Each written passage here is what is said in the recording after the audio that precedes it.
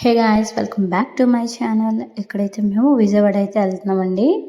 మా చుట్టాలు మా మాయ వాళ్ళది విజయవాడలో గృహప్రవేశం అయితే ఉంది. దానికోసం అని చెప్పేసి మా అమ్మ వాళ్ళు, మా పిన్ని వాళ్ళు అందరూ అక్కడ ఫంక్షన్ అటెండ్ అవ్వడానికని వచ్చారు.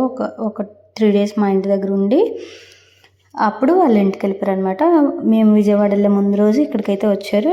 ఒకరోజు రెస్ట్ తీసుకున్న తర్వాత మా పిన్ని వాళ్ళు ముందు రోజు నైటే వెళ్ళిపోయారు విజయవాడ. ఇంకా మేమైతే నెక్స్ట్ డే మార్నింగ్ పిల్లలతో ఉన్నాం కదండి, ఎందుకని చెప్పేసి నెక్స్ట్ డే మార్నింగ్ మా అమ్మ, నేను, మా చెల్లెలిద్దరం పిల్లల్ని తీసుకొని వెళ్ళామన్నమాట.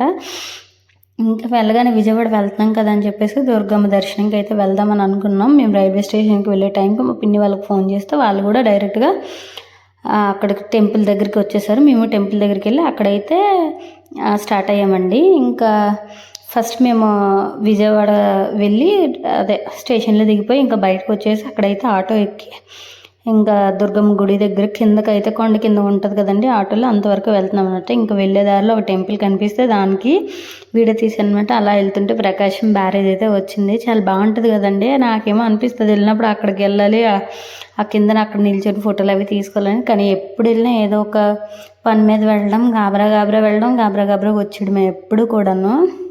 ఇంకైనా పిల్లలతో అంత అనుకున్నా కూడా అవ్వదులేండి. ఇంకా మేమందరం ఆటో కట్టించుకొని అక్కడికైతే వెళ్ళిపోయామండి. ఇదిగోండి ఇక్కడ కృష్ణానది దగ్గర కావాలనుకుంటే మనం ఇక్కడ కోనేరులో అదే కాళ్ళు అవి కింద కడుక్కొని వెళ్ళొచ్చు కదండి, ఎత్తి నీళ్ళు చల్లుకొని వెళ్తారు. ఇంకా మేము ఇక్కడ ఆటో దిగేసి ఇక్కడే సట్ట అమ్మవారికి పళ్ళుకాయ అదే కొబ్బరికాయ అట్టపళ్ళు అవి సట్టది తీసుకొని ఇంకా బస్సు ఎక్కేసి పైకి అయితే వెళ్ళిపోయామండి. ఇంకా వెళ్ళిపోయిన తర్వాత మా మావికి తెలిసిన వాళ్ళు అక్కడ ఉన్నారంటేను దర్శనం ఫాస్ట్గానే అయిపోయింది. ఇంకా ఇక్కడ మా పిల్లలు చూడండి ఎంత చక్కగా మొక్కుతున్నారు మా అమ్మతో పాటు కలిపి. ఇంకా దర్శనం అయిపోయాక అక్కడ ఒక 10 minutes కూర్చొని ఇంకా బయటకైతే వచ్చేసామండి. ఇక్కడ ఆ టెంపుల్ ముందు చూడండి అమ్మవారి విగ్రహం ఉంటుంది కదా, ఇంతకుముందు ఫెన్సింగ్లా ఉండేది, ఇప్పుడేమో మారిపోయింది అనమాట. లాస్ట్ టైం కూడా మేము వెళ్ళాం, అప్పటికిప్పటికి కొంచెం అదైతే మారిపోయింది. గుడిలో ఉంది కదండి, దాని కింద ఉండే విగ్రహం చుట్టూ అయితే మారిపోయింది. నేను ఎప్పుడో వెళ్ళాను చిన్నప్పుడు విజయవాడ, కానీ అదేం గుర్తులేదు. కానీ ఇక్కడ ఆకివీడు వచ్చిన తర్వాత ఒక 3-4 times అయితే వెళ్ళానండి. ఎవరైనా వస్తే వాళ్ళని తీసుకొని వెళ్తున్నాను. ఇంకా అలానే అన్ఎక్స్పెక్టెడ్గా వెళ్ళాం ఆ రోజు కూడా. ఇంకా వెళ్ళిన తర్వాత ఒక చిన్న వీడియోలు అవి ఫొటోస్ అవి తీసుకొని ఇంకా అక్కడే లైన్లో బయటకు వచ్చి కొబ్బరికాయలకి కొడతాం కదండి, ఆ పక్కనే ఫ్రీ ప్రసాదం అయితే ఇస్తారు కదా, చిన్న కప్పులతో కట్టి పొంగళ్ళు ఇంకా పరవన్నం అలాంటివి ఇస్తారు. ఇంకా ఆ ప్రసాదం తీసుకోవడానికి ఇంకా లైన్లో మేమైతే అందరం వెళ్తున్నాం. అక్కడి నుండి ఇదిగోండి గ్రిల్స్ తిండి వీడియో అయితే కిందకి తీసాను. మళ్ళీ నేను వీడియో తీస్తుంటే మా అమ్మ ఏమో సెల్లో నుండి పడిపోగలది, వాళ్ళకి నోరు మూసుకొని ఉండని అంటుందన్నమాట మా అమ్మ. ఇంకా కరెక్ట్గా అండి మా దరిద్రం ఏంటో దగ్గరికి వెళ్ళాం, ప్రసాదం అయితే అయిపోయింది. నాకైతే చాలా బాగా అనిపించింది, నాకైతే చాలా ఇష్టం అక్కడ ఇచ్చే కట్టి పొంగలు. 3-4 times వెళ్ళాం, ఎప్పుడు ఆ టైంకి మధ్యాహ్నం టైంకి అదే ప్రసాదం అందది. ఇంక ఈసారి మాత్రం ఆ ప్రసాదం అందలేదనమాట. ఇంకా అయిపోయాక ఇదిగోండి నేను ఇక్కడ ఈ విగ్రహం అయితే ఎప్పుడు చూడలేదండి, ఇన్నిసార్లు వెళ్ళాను కానీ.